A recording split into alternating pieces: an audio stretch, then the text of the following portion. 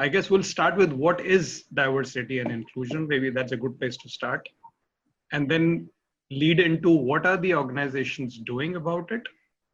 From each of the panelists, we'll try and understand how each one of them and their organizations and their colleagues, peers are addressing this big agenda.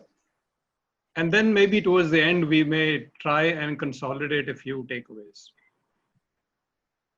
So here we start. So maybe I remember Padmaja when we were speaking ahead of this event, and you posed this question, if I remember. What is D&I? We keep reading about it, we keep hearing about it. Maybe you may want to start with that. What is D&I? How are organizations looking at it? That would be a good opening statement for this panel today. Thank you, Suresh. Morning to everyone. Hope all families are well and safe.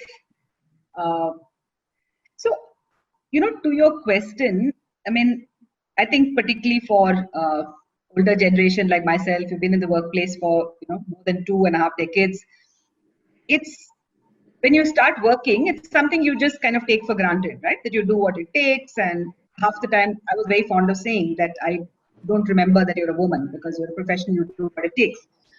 But having become a little older and wiser, hopefully older for sure, wiser I'm not so sure.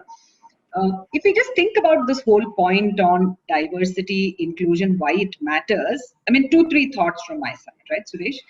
I think the first is that if we look at any business, if I take the example of my organization, right, we are in the knowledge business, and we are saying very clearly that our external ecosystem expects us to have more diverse workforce, right, who comes to the engagements that we work with on clients. So we have many clients who say, tell us about your teams, how diverse are they, right? What's the gender mix? What are other kinds of dimensions of diversity?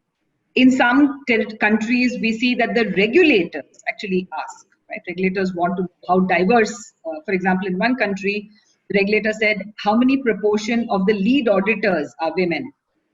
So I think the first thing I would say is that we are seeing that the external ecosystem is expecting this because people genuinely believe that when you have more diverse viewpoints that come into creating an outcome, it is better. And I think experience has taught all of us that, right? There's enough research out there.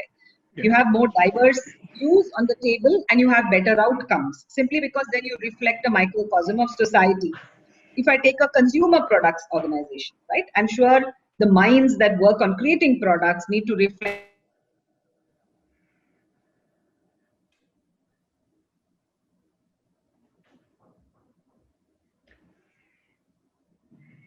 Padmaja, we're not able to hear you.